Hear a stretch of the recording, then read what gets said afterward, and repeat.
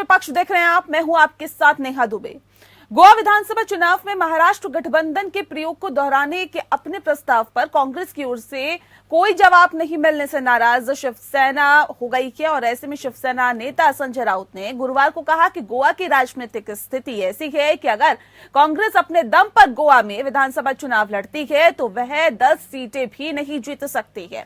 मौजूदा समय में गोवा में कांग्रेस के केवल 3 विधायक हैं। हाल में पार्टी के विधायकों ने इसे सामूहिक रूप से छोड़ दिया था। प्रमुख राजनीतिक दल शिवसेना और एनसीपी ने कांग्रेस को उसके कठिन समय में समर्थन देने की पेशकश की है, लेकिन कांग्रेस ने अभी कोई प्रतिक्रिया नहीं दी है। राउत ने कहा है कि हमने गोवा कांग्रेस प्रभारी दिनेश गुंडूराव, सीएलपी नेता दिगंबर कामत और गोवा कांग्रेस प्रमुख गिरीश चोडनकर के साथ एक दौर की चर्चा भी की थी और ये प्रस्ताव रखा था कि कांग्रेस 40 विधानसभा सीटों में से 30 पर चुनाव लड़े और 10 अपने सहयोगियों के लिए सीटें छोड़ दे। राउत ने कहा कि 10 विधानसभा सीटें जहां कांग्रेस ने पिछले 50 वर्षों में चुनाव नहीं जीता है, शिवसेना, एनसीपी और गोवा फॉरवर्ड पार्टी को आवंटित की जा सकती है।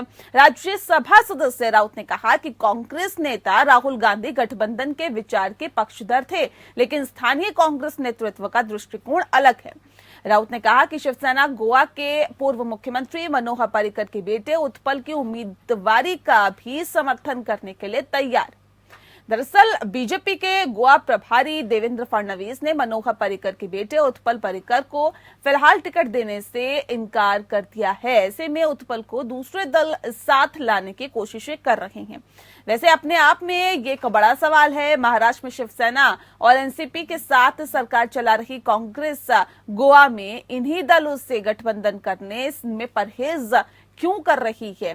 ये भी माना जा रहा है कि गोवा में टीएमसी के चुनाव लड़ने से कई सीटों पर चुनाव त्रिकोणीय हो सकता है, जबकि इससे पहले के चुनावों में मुख्य तौर पर लड़ाई सीधे बीजेपी गठबंधन और कांग्रेस गठबंधन के बीच होती थी।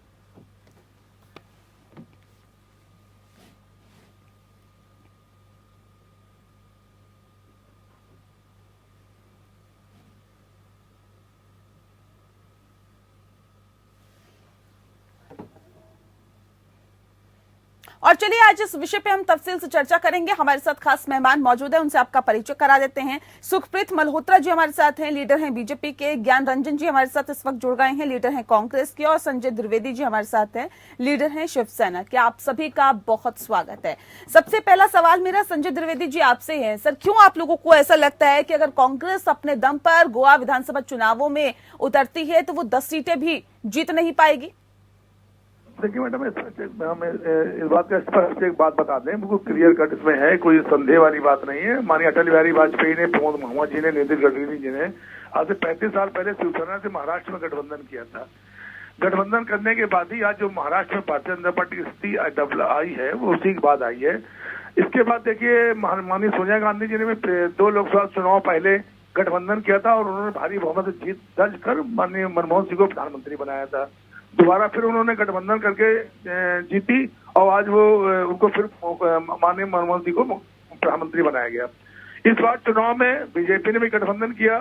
गठबंधन करने के बाद आज भारतीय जनता पार्टी जो केंद्र सरकार में सरकार चल रही है वो गठबंधन से चल रही है।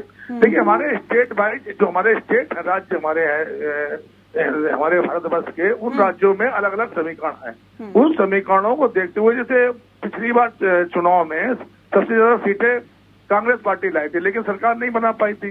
तो ये निश्चित सुझाव हमारे संजय राउत जी का उत्तम है कि आप 10 सीटें गठबंधन को दें, 30 सीटों पर चुनाव लड़े। हम कहते हैं यूपी में भी इस तरह की आप वैकल्पिक व्यवस्था करें।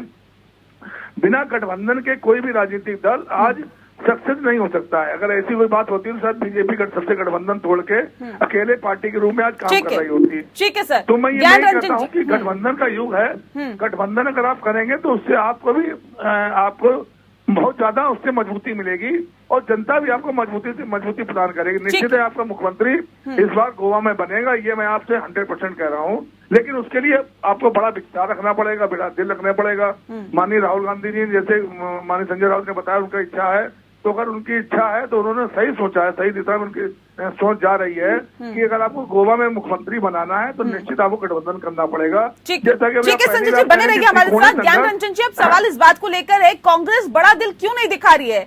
तमाम दल आपके साथ आना चाहते हैं। महाराष्ट्र में जब गठबंधन से परहेज नहीं किया तो फिर गोवा में आकर इस गठबंधन से परहेज क्यों किया जा रहा है और क्यों खुलकर कोई जवाब नहीं दिया जा रहा? नेहा जी, आपको कुछ बातों को बहुत ध्यान से समझने की जरूरत है। मैं आपके चैनल के माध्यम से सभी गोवा वासियों को और देश को भी बताना चाहता हूं कि 2017 की जो असेंबली इलेक्शन हुई थी उसमें कांग्रेस सिंगल लार्जेस्ट पार्टी उभर के आई थी और 17 सीटें जीती थी 40 में से। बीजेपी दूसरे नंबर पे रही थी 13 सीटें, 3 इंडिपेंडेंट ने जीता था। बट बीजेपी की जो तोड़ मरोड़ के सरकार बनाने की जो आदत थी, खरीद फरोख्त करके उन्होंने किसी तरह से इन लोगों को लिया और सरकार बना दिया। इस 5 साल में आपने देखा होगा कि गोवा का यूथ, गोवा के माइनिंग, गोवा के जो टूरिज्म, गोवा का जो एम्प्लॉयमेंट जो सेंटर्स हुआ करते हैं वो सारे धीरे धीरे डिग्रेड होते चले गए और कांग्रेस उनकी मुखर आवाज बन के उभरी है। आज ये ऐसी समय है जिस समय सभी लोग कांग्रेस की तरफ एक तरफा देख रहे हैं कि कांग्रेस एक ऐसी पार्टी से चल सकती है। मैं ये मानता हूं, रही बात गठबंधन की बातें टीवी पे नहीं की जाती है।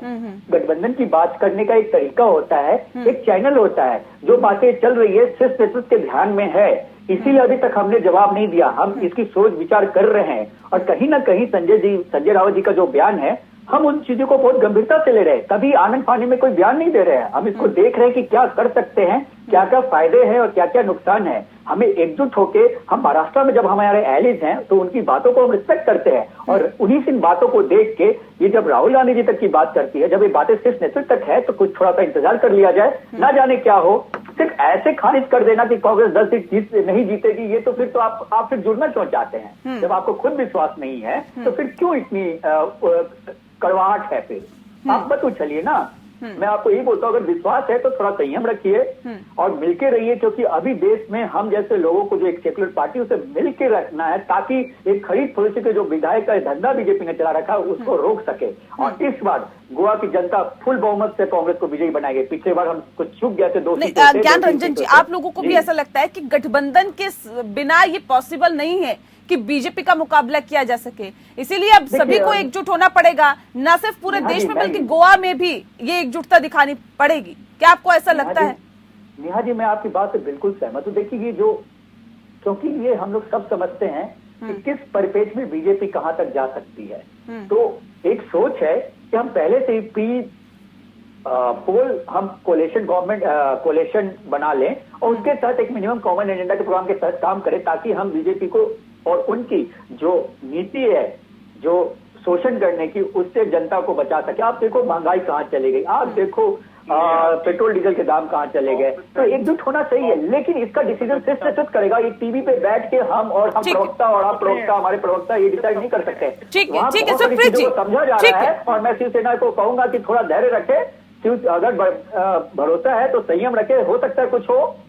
ठीक है सुखप्रीत जी, अब सवाल इस बात को लेकर है, ये अभी तक गठबंधन का तय ना होना, एक दूसरे पर कटाक्ष करना, एक दूसरे पर आरोप प्रत्यारोप लगाना और ये तक कह देना कि अगर कांग्रेस अकेले दम पर चुनाव लड़ती है तो वो 10 सीटें भी नहीं जीत पाएगी। ये जो एक कड़वाहट, एक जो खटास निकल के सामने आई है, इससे क्या बीजेपी को फायदा होगा? और एक बार फिर से फतह हासिल करने के लिए, एक बार फिर से सत्ता पर काबिज होने के लिए क्या सर आपकी रणनीति है? किन मुद्दों पर अब चुनाव लड़ा जाएगा? नेहा जी, धन्यवाद मेरी बात को रखवाने के लिए। पहली चीज तो ये है कि कांग्रेस अपने घेराव में ही खत्म होने जा रही है। कांग्रेस ऑलमोस्ट सारी स्टेट से खत्म हो चुकी है। कांग्रेस उनका अपना आधार है वो सारी स्टेट्स में खत्म होता जा रहा है, क्योंकि कांग्रेस के पास कोई विजन नहीं है, कोई चीज नहीं है।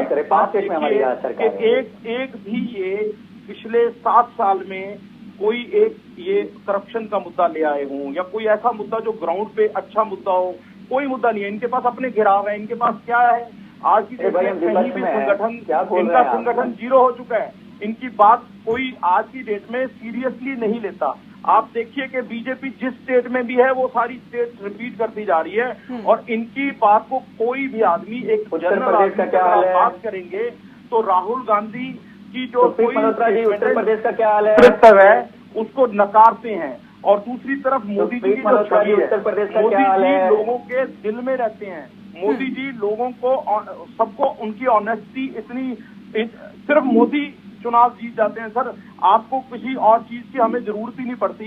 देखिए, इनके मुंह से निकल गया नियाजी कि इन्हें और किसी चीज की जरूरत नहीं पड़ती, मोदी चुनाव जीत जाते हैं। इनको सिर्फ मोदी मोदी मोदी से लेना है। मोदी का ये लोग वो हो गया है, पूजा करने लगे। इनके आगे भगवान भी नहीं है। आज तक पहला ऐसा व्यक्ति है जिसने अपने परिवार की तरफ नहीं देखा। हमारी पार्टी है, पारिवारिक नहीं है। अरे भाई, परिवार कहाँ है मोदी जी की? सिर्फ और सिर्फ मोदी जी की परिवार कहाँ है? दिल्ली में एक और बयान उन्होंने दिया। उन्होंने कहा कि अगर टीएमसी वहां चुनाव लड़ रही है, क्योंकि अभी आपने देखा कि हाल फिलहाल में ही काफी ज्यादा आयाराम गयाराम वाली स्थिति हुई, कई नेता टूटकर टीएमसी को ज्वाइन कर चुके हैं। आम आदमी पार्टी भी वहां पर पूरे दमखम के साथ चुनाव लड़ रही है, अपना राजनीतिक भविष्य तलाश रही है। लेकिन इस बीच संजय राउत कहते हैं कि टीएमसी अगर मजबूती के साथ वहां पर चुनाव लड़ती है तो इसका सीधा फायदा भाजपा को होगा। सर, क्यों आप लोगों को ऐसा लगता है कि इसका सीधा फायदा भाजपा को होगा? क्या वाकई अब तमाम और राजनीतिक दलों को भाजपा से इतना डर लगने लग गया है क्या? नहीं मैडम नेहा जी, डरने की यहाँ कोई बात नहीं है। आप खुद देख लीजिए, हमको भाजपा से कोई डर नहीं लग रहा है। अभी 5 राज्यों में चुनाव चल रहे हैं। उत्तर प्रदेश का हाल देखिए आप, महंगाई, जो पेट्रोल डीजल के दाम बढ़ा दिए हैं, किसानों 700 किसानों की हत्या करने के बाद तब उन्होंने किसान बिल वापस लिया। ऐसी तमाम चीजें हैं जिसके कारण जनता टीएमसी वहां पर अगर पूरे दमखम के साथ चुनाव लड़ती है तो क्यों बीजेपी को फायदा होगा? सर, ये समझाने की कोशिश करें। मैं आप ही बात कह रहा हूँ। जो आज ये स्थितियां चल रही हैं, इनके अपने विधायक, इनके अपने मंत्री पार्टी छोड़ के जा रहे हैं। जहां तक आपने टीएमसी की बात की, मैं एक बात स्पष्ट कह सकता हूँ कि चाहे आज देखिए केंद्र में भाजपा भारतीय जनता पार्टी सरकार है, माननीय मोदी जी प्रधानमंत्री हैं, तो निश्चित है कि अगर हमको लड़ना है किसी प्रदेश में, चाहे गोवा में जिससे पहले भी चुनाव हुए, कांग्रेस पार्टी सबसे बड़ी पार्टी थी, लेकिन वो सरकार नहीं बना पाई। उसका कारण था कि हम एक गठबंधन, मजबूत गठबंधन न होने की वजह से सरकार नहीं बन पाई। महाराष्ट्र में सरकार हम बना के, और महाराष्ट्र कॉमन मिनिमम प्रोग्राम के अंतर्गत हम सरकार चला रहे हैं और सफल सरकार चल रही। ना कांग्रेस को दिक्कत है, ना एनसीपी को दिक्कत है। टीएमसी हो, आप हो, या जो भी पार्टियां हमारी हैं, शिवसेना है या एनसीपी है, जो पार्टियां हैं, आज बृहद स्तर पे कांग्रेस को सोचना चाहिए कि हमें जिससे मुकाबला करना है, उस मुकाबला को हम कैसे करें, क्योंकि जनता हमारे साथ तभी होगी जब उनको दिखाई पड़ेंगे। क्यों आपको कांग्रेस की बैसाखी की जरूरत पड़ रही है? सर, मुझे ये समझ नहीं आ रहा। आप अगर कांग्रेस नहीं चाहती है गठबंधन करना, तो क्यों आप लोगों को ऐसा लग रहा है नहीं कांग्रेस स्पष्ट करे, साफ करे, हमें भी साथ मिले, गठबंधन के साथ चुनाव लड़े? प्रस्ताव बड़ी अच्छी बात कही है कि अगर एक प्रस्ताव दिया गया है तो सोच रहे हैं। तो मैं एक चीज इसमें कहना चाहता हूँ नेहा जी, 1 मिनट मेरी बात सुन लीजिए आप, कि गठबंधन अगर सही समय हो जाए तो उसका लाभ मिलता है। और गठबंधन जितना आप देर में करेंगे, आप उत्तर प्रदेश में उदाहरण दे सकते हैं, कांग्रेस तो सपा गठबंधन हुआ लेकिन फायदा नहीं हो पाया। क्यों नहीं हो पाया? कि गठबंधन इतनी देर में हुआ कि जनता अपना मूड नहीं बना पाती है। गठबंधन हमेशा 6 महीने पहले हो जाना चाहिए, किसी भी दलों का गठबंधन हो। उससे क्या होता है, जनता जो है वो अपना मन डाइवर्ट करने लगती है कि नहीं गठबंधन सही है, इसको मैं जिताना। ज्ञान रंजन जी, क्या आपको ऐसा लगता है कि शिवसेना के साथ गोवा में गठबंधन करने से कोई फायदा नहीं होगा? अगर गोवा में गठबंधन किया जाता है तो इनका कोई राजनीतिक भविष्य गोवा में नहीं है, लिहाजा कोई फायदा नहीं होने वाला। टीएमसी कहती है कि अगर कांग्रेस हमारे पास आना चाहती है तो आ जाए, हम उनके साथ गठबंधन कर लेंगे, लेकिन हम बड़ी भूमिका में रहेंगे। आखिर क्या वजह है और किस तरह से आप गोवा का राजनीतिक समीकरण बनता हुआ देख रहे हैं? नेहा जी, बहुत बहुत बहुत ही इम्पोर्टेंट बात है। मैं अपने जो सहयोगी हैं संजय द्विवेदी जी, उनसे भी बोलूंगा कि इस बात को बड़ा तर्कपूर्ण ध्यान सुनने की कोशिश करें।